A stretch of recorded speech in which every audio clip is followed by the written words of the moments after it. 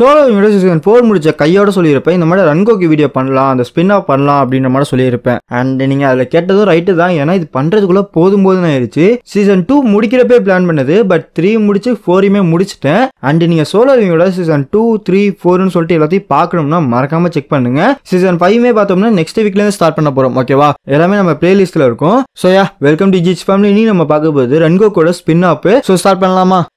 எப்படி அதை நான் எப்படி சொல்லுவேன், அதை வந்துட்டு நான் எப்படி சொல்லுவேன்? அந்த ரிவெஞ்சு, அது எனக்கான ரிவெஞ்சு. அவனோட கண்ணு, அவனோட உடம்பு, அவனோட மூஞ்சி எல்லாமே நம்பிக்கையில நிரம்பி இருந்துச்சு. அவன் பாக்குறதுக்கு எப்படி இருந்தான், கரெக்டா சொல்லணும்னா சேவல் மாதிரி இருந்தான். அவனை என்னால மன்னிக்கவும் முடியாது, மறக்கவும் முடியாது. எனக்கு ரிவெஞ்சு வேணும், எனக்கு ரிவெஞ்சு வேணும். அவனோட நினைப்பு என்னை அப்படியே பின்தொடர்ந்து வந்துகிட்டே இருக்கு. என்னோட ரிவெஞ்சு, டேமிட் சொல்லி அவனே ஷூட் பண்ணிப்பான். இப்போதாண்டா நல்லா இருக்கு. என் உடம்புக்குள்ளார ரத்தம் அப்படியே நரம்பு மண்டலத்தில் ஊடுருவி போறப்ப, அது அப்படியே வெளில வரப்ப எப்படி சொல்றது? இப்பதான் நான் வந்துட்டு என்ன சொல்லிட்டு இருந்தேன், அவனை பத்தி தான் சொல்லிட்டு இருந்தேன். அந்த கேவலவாதியை பத்தி சொல்லிட்டு இருந்தேன். ஏய், இப்படி நீ ஸ்லோவா சண்டை போடினா என்ன அர்த்தம்? கொஞ்ச நாள் தானே உன் ட்ரைனிங் கட் பண்ண, அதுக்குள்ளேயுமா இங்க பாரு இப்பெல்லாம் சண்டை போடினா வேலைக்கு ஆகாது. டீமன் ஸ்லேயர் கார்ப்புக்குள்ள இருக்கணுமா இல்லையா? வா சண்டை போடு அப்படிங்கிற மாதிரி கத்திட்டு இருப்பான். ஆக்சுவலா இப்ப ரன்கோக்கு வந்து ஆசிரா லெவல்ல இருக்க மாட்டான், கினோ அப்படிங்கிற மட்டும் ஒரு லெவல்ல இருப்பான். டீமன் ஸ்லேயரை பொறுத்த வரைக்குமே தெரிஞ்சிருக்கும். அதாவது நம்ம டாஞ்சரை சேர்த்து போய் பார்த்திருப்பீங்க இல்லையா? அது வந்து ஒரு ரேங்கிங் சிஸ்டம்ல தான் இருக்கும். இதுல நம்ம ஆசிராவா அப்படியே கம்ப்ளீட்டா கட் பண்ணி தூக்கிடுவோம். ஏன்னா அது ஐஎஸ் ரேங்க். ஓகே, அது இல்லாம ஐஎஸ் ரேங்க் அப்படின்னா அது கினோ தான். கினோட்டோ ஹினோட்டோ அப்படிங்கிற மட்டும் ரேங்கிங் ஏறிக்கிட்டே இருக்கும். அண்ட் இதுல ஐஎஸ்ட் ரேங்க்னு பாக்குறப்ப கினோ. அண்ட் நான் மறுபடியும் சொல்றேன், ஆசிரா வந்து ஐஎஸ்டுக்கு மேல ஐஎஸ்ட், அது வந்து ரேங்கிங் குள்ள வராது. சோ அதை நீங்க வந்து எடுத்துக்க தேவை கிடையாது. ஓகே, ஐஎஸ்ட் ரேங்கிங் அப்படின்னா அது கினோ. இதுலயே லோயஸ்ட் ரேங்க் இருக்கு, அதுதான் மிசினோட்டோ. இந்த மிசினோட்டோல யார் இருப்பானா, நம்ம கண்ட்ரோச்சி இருப்பா, அதாவது நம்ம மிட்சுரி இருப்பா. இல்லண்ணா என்னால முடியாது, எனக்கு ரொம்ப பசிக்குதுண்ணே, என் வயிறு காலியா இருக்கு, அது சத்தம்லாம் போடுறது உங்களுக்கு கேக்குதா இல்லையாண்ணா, என்னால சண்டை போட முடியாதுண்ணே, நீ விட்டுருங்கண்ணே, எனக்கு சாப்பாடு வேணுண்ணே. ஏமா இப்பதாமா நீ சாப்பிட்ட, இப்பதான் லஞ்ச் வைக்க முடிஞ்சிச்சு, அதெல்லாம் முடியாது, இது வேலைக்கே ஆகாது, வா சண்டை போடு. இங்க பாருங்க, நீங்க 2 பேரும் நல்லாதான் சண்டை போடுறீங்க, பட் நான் ஸ்நாக்ஸ் எடுத்துட்டு வந்திருக்கேன். ஸ்நாக்ஸ் சாப்பிட்டு சண்டை போறீங்களா? டேய் தம்பி, நீ உங்க அண்ணன் மாதிரி கிடையாதுடா, நீ ரொம்ப நல்லவன்டா அப்படிங்கிற மாதிரி வருவா. ரொம்ப நல்லா இருக்கு, செம்மையா இருக்கு, நீ குடுத்துக்கிட்டே இருந்த அப்படின்னா நான் சாப்பிட்டுக்கிட்டே இருப்பேன்டா, சரித்திர புகழ் வந்து செம்மையா இருக்கு அப்படிங்கிற மாதிரி சாப்பிட்டுட்டு இருப்பா. டேய் ஆமாண்டா, உண்மையிலேயே நல்லா இருக்கு, என்னது இது புது ஐட்டமா இருக்கு, இதுவானே, இது வந்து ஸ்வீட் பொட்டேட்டோ, நம்ம மிட்சரி தான் எனக்கு செய்ய சொல்லி கொடுத்தாங்க, உமாய் அப்படிங்கிற மாதிரி சாப்பிட்டு அதை காலியே பண்ணிடுவானுங்க. அண்ணே சொல்ல மறந்துட்டேன், இந்த ஜாக்கெட்டை பாருங்க அப்படிங்கிற மாதிரி ஜாக்கெட்டை காட்டுவா. இது கொஞ்சம் லேட்டு தான், ஏன்னா டீமன் ஸ்லேயர் கார்ப்ல சேர்ந்து கொஞ்ச நாள் ஆயிடுச்சு, பட் உண்மையிலே நீ டீமன் ஸ்லேயர் கார்ப்ல சேர்ந்துட்ட அப்படிங்கிறதுக்கான அடையாளம் தான் இது. கன்கிராச்சுலேஷன், நீ உண்மையிலே சொல்ல போனா ரொம்ப ஒரு பெருமையை தேடி கொடுத்துட்ட. ஒரு 6 மாசத்துக்குள்ள உன் ட்ரைனிங் எல்லாம் முடிச்சு ஃபைனல் செலக்ஷனுமே பாஸ் ஆயிருக்க. இனிமேட்டு நீனு நானும் மாஸ்டர் அண்ட் பீப்புள் எல்லாம் கிடையாது, நீனு நானும் ஒரு காம்ரேட் மாதிரி. தேங்க்யூ மாஸ்டர், தேங்க்யூ, ஐ மீன் ரன்கோக்கு.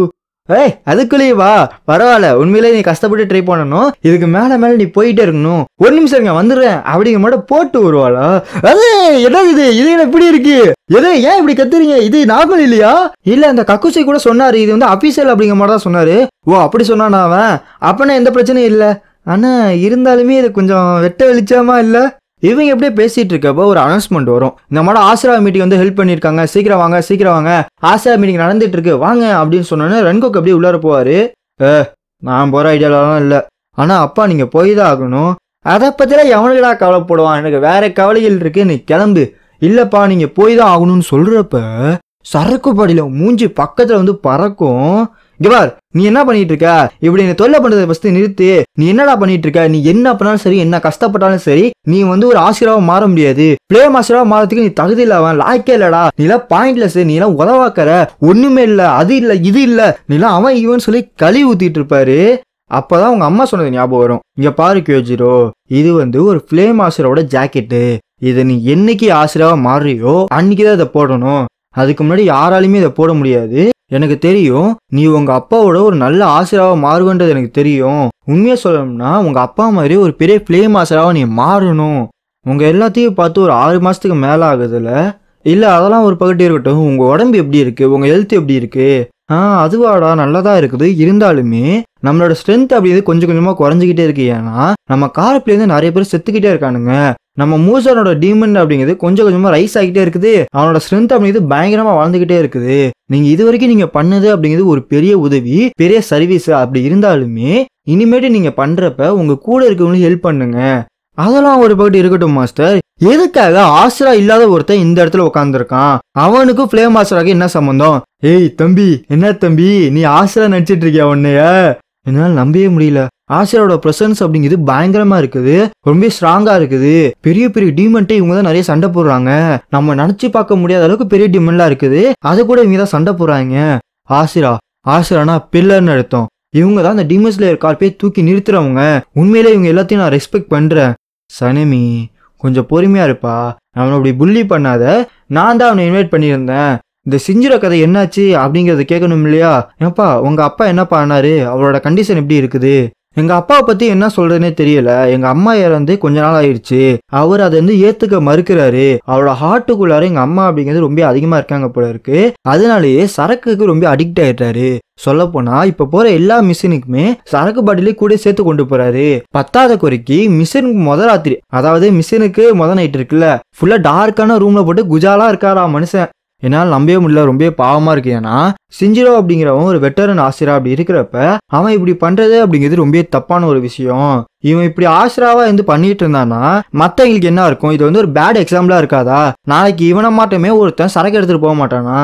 எனக்கு தெரிஞ்ச அவன் ரிட்டையர் ஆகுதான் நல்லது. இங்க பாருப்பா, இப்போதைக்கு ஆசிரா அப்படிங்கிறவங்க ரொம்ப கம்மியா இருக்கானுங்க. இப்பெல்லாம் ரிட்டையர் ஆக சொல்ல முடியாது. ஆனா அப்படி இருந்தாலுமே இவர் இந்த மட்டும் சாக்கே எடுத்துட்டு போதெல்லாம் ஒத்துக்கவும் முடியாது. கவலைப்படாதீங்க, நான் கூட சீக்கிரம் ஃபிளேம் ஆசிரா மாறிடுவேன். நான் அதுக்கப்புறம் நான் எப்படி இருக்கேன்னு மட்டும் பாருங்க. ஆஹா, உண்மையெல்லாம் சொல்ல விட நல்லா பண்றது காமெடி. ஏய் தம்பி, என்ன உனக்கு அவ்வளவு திமிரா? உனக்கு என்ன இந்த கடையில வாங்குற பொருள் நினைச்சிட்டு இருக்கியா? ஆசிராகுது எவ்வளவு கஷ்டம் தெரியுமா? இல்ல, அதை பத்திலாம் எனக்கு தெரியும். அந்த கிரைட்டீரியாக்குள்ள நான் வந்துட்டேன், அந்த தகுதியை நான் பெற்றுட்டேன்.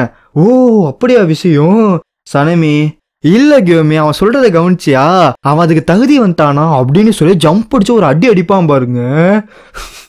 இவங்களுக்கு சாக்காயிரும். வாடா வா, சீக்கிரம் வா, நீ ஆசிரியர் மாட்டில, வா நான் தான் டீமனை கொல்லு, வா வா வான்னு சொல்லி இவன் பாட்டு ஜாலியா சண்டை போட்டுட்டு இருப்பான். என்ன தம்பி என்னாச்சு? சண்டை போட மாட்டியா? வேகமா சண்டை போறா பைத்தியக்காரா, வா அப்படின்னு சொல்லி சண்டை மேல சண்டைன்னு சொல்லி சண்டை போட்டுட்டு இருப்பான். டீமன் ஸ்லேயர் கார்ப்புக்குள்ள சண்டை போறது அப்படிங்கிறது ஃபர்பிடன் பண்ணி வச்சிருக்காங்க. அது சண்டை போடக்கூடாது. அது பண்ணீங்க அப்படின்னா நீங்க ஒரு பேட் பீப்புள். பிசைட்ஸ் நான் உங்களை சண்டை போடணும்னு நான் நினைக்கவே இல்லை. ஏன்னா நீங்க கொஞ்சம் முன்கோபமா இருக்கீங்க. இருந்தாலுமே எனக்கு ரொம்ப என்கரேஜ்மெண்டா தான் இருக்குதுன்னு சொல்லுவானா? இவங்களுக்கு ஒரு மாதிரி ஆயிரும். டேய் அவட பாத்தியா, சனுமியோட அடியே தாங்கிட்டான். ஆனா பேசுறத பாத்தியா ஜாலியா இருக்கல. உண்மையா சொல்ல போனோம்னா மத்த ஆளா இருந்தாங்கன்னா அவங்க உடம்பே பாதியா போறதுக்கே வாய்ப்பு இருக்குது. ஏன்னா அந்த அளவுக்கு போர்ஸ் அப்படிங்கிறது சனமிட்ட இருந்து வெளிவரும். இவன் உண்மையிலே பிளாஷியா தான்டா இருக்கா. சனமி மன்னிச்சிருங்க மாஸ்டர், நான் கொஞ்ச நேரத்துல என் கோவத்தை இழந்துட்டேன். ஏன்னா நம்பவே முடியல, அவர் சனமின்னு தான் கூப்பிட்டாரு. அதுக்கேவா?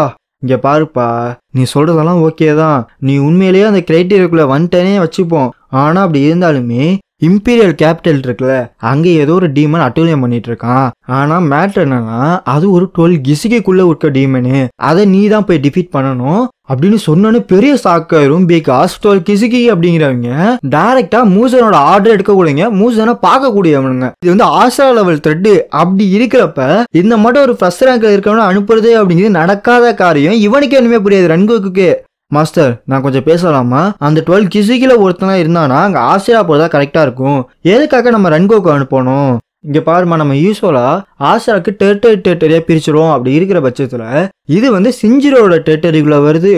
அப்படி இருக்கிறதுனால அவன் தான் போகணும். பட் இப்போதைக்கு ரன்கோக்கும் அவனோட இதை ப்ரூவ் பண்ணட்டும். அவன் வாய் வார்த்தையா சொன்னா பத்தாது இல்லையா? அவன் போய் ஜெயிச்சுட்டு வரட்டும், அவனை நம்ம ஆசிராவா மாத்திடலாம். அப்படியா? உண்மையிலே ரொம்ப நல்ல விஷயம். இதை கண்டிப்பா நான் ஜெயிச்சு காட்டுறேன் அப்படிங்கிற மாதிரி ஜாலியா போயிட்டு இருப்பான். மாஸ்டர் நீங்க ஃபியூச்சர் எதுவும் பார்க்க ஆரம்பிச்சிட்டீங்களா? இல்லைன்னா எதுக்காக இந்த மாதிரி ஒரு திடீர் முடிவு? நான் கண்டிப்பா சொல்றேன், நம்ம ரன்கோக்கு கண்டிப்பா ஒரு ஆசிராவா மாறுவான். அவனோட பாத்தை தேடி போயிட்டு இருக்கான், அதுல வெற்றி பெறுவான்.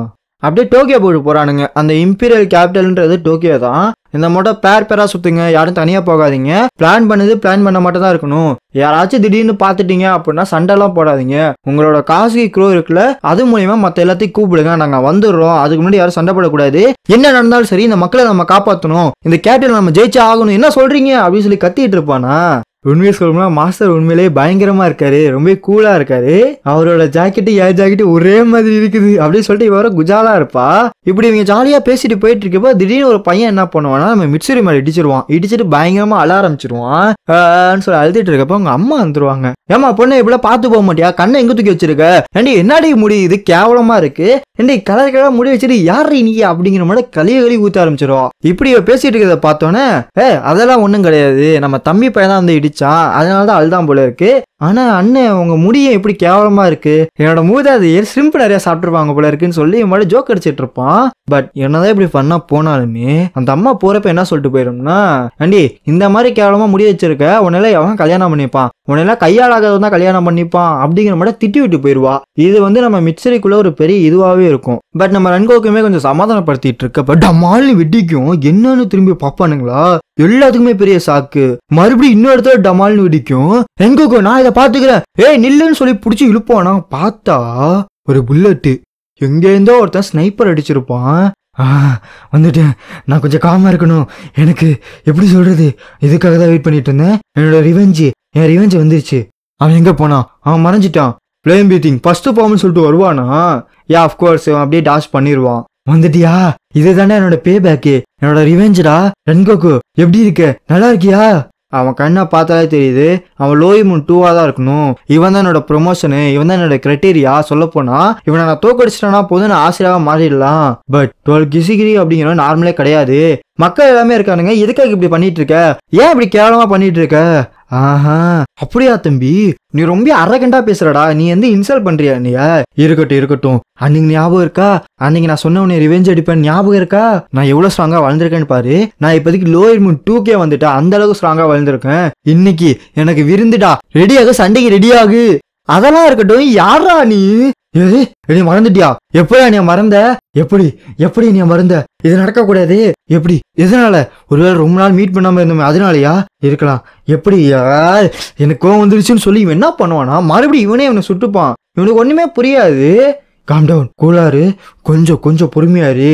அவன் மறந்துட்டானா பரவாயில்ல, இருக்கட்டும், அவனை நான் ஞாபகப்படுத்துவோம். பொறுமைன்னு சொல்றப்ப பின்னாடி இவனுக்கு பின்னாடி மறுபடியும் டமால்னு வெடிக்கும். டைம் பாமா, எனக்கு தெரிஞ்சு கேபிட்டல் ஃபுல்லாவே வச்சிருப்பான் போல இருக்குன்னு சொல்றப்ப இவன் சுற்றுவான். உண்மையா சொல்லணும்னா உனக்கு தான் நன்றி சொல்லணும், உன்னால இங்க இருக்க எல்லாமே சாக போறீங்க வாடான்னு சொல்லி மட்டும் மட்டாதிட்டையும் சுட ஆரம்பிச்சிருவான். எல்லாத்தையுமே ரன்கோக்கு டாஷ் பண்ணிக்கிட்டே இருந்தாலுமே எவ்வளவுதான் டாஷ் பண்ணுவான். ஸோ அதனால பின்னாடி இங்க ஒரு போர்டு மட்டும் வச்சிருப்பாங்க, கட் அவுட் மட்டும், அதுக்கு பின்னாடி போய் ஒழிஞ்சு போனா இவனுக்கு புரிஞ்சு போயிரு. ஏன்னா இவன் ஃபுல்லாவே கன் எடுத்துட்டு இருக்கான், எல்லா பக்கத்துல இருந்தே எடுக்கிறான், 10வது குறிக்கு பாடியில இருந்து வேற எடுத்துட்டு இருப்பான். அப்பதான் கவனிப்பான் இவனுக்கு கீழே 2 கன்னு மட்டான்னு நின்றுட்டு இருக்கும். டமால்னு சுட ஆரம்பிச்சிடும். ஃப்ளேம் பீத்திங் 4th ஃபார்ம்னு சொல்லிட்டு வருவானா. மாடுன்னு நினைச்சிட்டு இருக்கப்ப இவன் கண்ணை தூக்க, அவன் கத்தியை தூக்கன்னு சொல்லி 2 பேரும் போய் மட்டான்னு மோதுவானுங்க. உன்னை நினைச்சா எனக்கு ரொம்ப பாவமா இருக்குண்டா. கோவம் கண்ணை மறைக்குதா? கொஞ்சம் கூட பார்க்க மாட்டேன், உனக்கு காம்னா என்னன்னே தெரியாதா? இல்லையே, போன பேட்டில ரொம்ப காமா இருந்தியேன்னு சொல்லி என் பிளட் ஆர்ட் மூலயமா அந்த கத்தியை தடுத்து வச்சிருவான். நம்ம ரன்கோக்கு புரிஞ்சு போயிடும், என்னோட கத்தி ஏதோ ஒரு சேடகுள்ள மாட்டிருக்க மாட்டேன் எனக்கு ஃபீல் ஆகுதுன்னு சொல்றப்ப பின்னாடி பாம்பாமா விழுவும். டமால் டுமில் அந்த இடமே வெடிச்சு சதுருமா. ரன்கோக்கு உங்களுக்கு என்னாச்சு, இதோ வந்துட்டேன்னு சொல்லி பயங்கரமா ஓடி அடிச்சுடுவா. ஓ, நீதான் அவனோட அண்டர்லிங்கா? மவளை செத்தடி. அதெல்லாம் இருக்கட்டும், முடிய இவ்வளவு கேவலமா இருக்கு. அவளை அப்படியே பழுக்க போட்டு அவ நெத்தி மேல கண்ணை தூக்கி வச்சிருவான். கவலைப்படாத, நீ உயிரோட இங்கேருந்து போக முடியாது, உன்னை கண்டிப்பா நான் கொல்லுவேன். ஆனா நீ சாகிறது ரொம்ப ஈஸியா இருக்காது, ரொம்ப பெயின்ஃபுல்லா இருக்கும், வலிச்சு துடிச்சு சாவ. அதெல்லாம் பார்த்து கஷ்டப்படுறப்ப அவனை பார்த்து நான் சந்தோஷப்படுவேன் பாத்தியா? அதெல்லாம் சான்ஸே இல்ல. இந்த மாதிரி ஹியூமனை எப்படி நான் பிரேக் பண்ணணும்ன்றத நான் ஹியூமனா அந்த பேர் நினைச்சு பார்த்துட்டேன். ரன்கோக்குவை கொல்லாமலே கொல்றது எப்படின்னு தெரிஞ்சு போச்சு எனக்கு. அதுல வந்து நான் கை தேர்ந்தவனா மாறிட்டேன். பாக்குறியா, உன்னை நான் சாதாரணமா கொல்ல மாட்டேன், டார்ச்சர் பண்ணி கொள்ளுவேன். அதை நினைக்கும் போதே ஜாலியா இருக்குல்ல. அண்ட் நீ பாவம் உண்டிய, உன்னால எதுவுமே செய்ய முடியாது. போய் இவன் கூடயா வந்து சேருவ? 10வது குறிக்கு நீ யாருன்னு எவனுக்குமே தெரியாது. நீ இப்ப செத்தா கூட நின்ன வந்தகாம் பாத்தியா பக்கத்துல, அவனுக்கே மறந்து போயிடும். அந்த மாட்ட ஒரு ஆள் தானே நீ அப்படின்னு சொல்றப்ப ஃப்ளேம் பீத்திங் 5th ஃபார்மை போட்டு இங்க போய் டைரக்டா வந்து அடிப்பான். என்ன நினைச்சிட்டு இருக்க? இதெல்லாம் அங்க பேருக்கும் புகழுக்கு செய்யணும்னு நினைச்சிட்டு இருக்கியா? கண்டிப்பா கிடையாது. மக்களை காப்பாற்றணும், மக்களுக்காக தான் நாங்க இதை பண்ணிட்டு இருக்கோம். நீ எப்படி வேணா பாத்துட்டு போ, நீ பாவமா பாரு, கேவலமா பாரு, எப்படி வேணா பாத்துட்டு போ. ஆனா இது எங்க டியூட்டி, நாங்க ஃபில்பில் பண்ணியே காட்டுவோம். மிட்சுரி எந்திரிச்சிட்டியா? போய் இங்க போய் பாரு. ஏன்னா கேபிட்டல் முழுக்கவே டைம் பாமா இருக்குது. மக்களை போய் காப்பாத்துன்னு சொல்லணும்னு என்ன காரணம் தெரியல. இந்த டீமன் ஏன் மேலதான் ஒரு இதா இருக்குது. என்னன்னு தெரியல. இந்த டீமன் என்னையதான் குறி வச்சிருக்கு. என்னை கொல்லணும்னு சொல்லதான் அது துடிச்சிட்டு இருக்கு. கண்டிப்பா எப்படியாச்சும் நான் டிஃபீட் பண்ணி ஆகணும். எது, என்னை டிஃபீட் பண்ண போறியா? எப்படிடா? என்னோட தலையை கூட நீ கட் பண்ண முடியல. அண்ட் மறந்துடாத, என்னைக்குமே கத்தி கண்ணை ஜெயிச்சதா சரித்திரமே கிடையாது. அதே மாதிரிதான் டீமன் ஸ்லேயர் கார்ப்ல இருக்கவனுங்க டீமனை தோக்கடிச்சதா சரித்திரமே கிடையாது. லிசன் கியோஜிரோ, இந்த ரன்கோக்கு ஃபேமிலி அப்படிங்கிறது பல டீமனை காலங்காலமா கூட்டிகிட்டே வந்துட்டு இருக்கானுங்க. இந்த ஆசிரா அப்படிங்கிறது ஒரு பிராண்டாவே மாறிடுச்சு. அது நமக்கு ஒரு பெருமை மாதிரி. நம்ம தலைமுறையில இருந்து தான் ஒவ்வொரு தடவையும் ஆசிராவா போயிட்டு இருக்காங்க. நீ உங்க அப்பா மாதிரி நீனும் ஒரு ஃபிளேம் ஆசிராவா மாறணும். உன்னோட ஹார்ட்டுக்குள்ளார எல்லா ஃபிளேமையுமே வாங்கிக்கோ அப்படிங்கிற மாதிரி சொல்லிடுவா. ஸோ அவங்க அம்மா சொன்னது இவனுக்கு அப்படியே கொஞ்சம் கொஞ்சமா ஞாபகம் வந்துட்டு இருக்கும். எனக்கு நீ யாருன்னே தெரியல. என்னோட பேரு கியோஜிரா ரென்கோக்கு. ஈவல் எல்லாத்தையும் கொல்றவன். உங்க எல்லாத்தையுமே என்னோட நெருப்பால சாம்பலாக்குறவன்டா.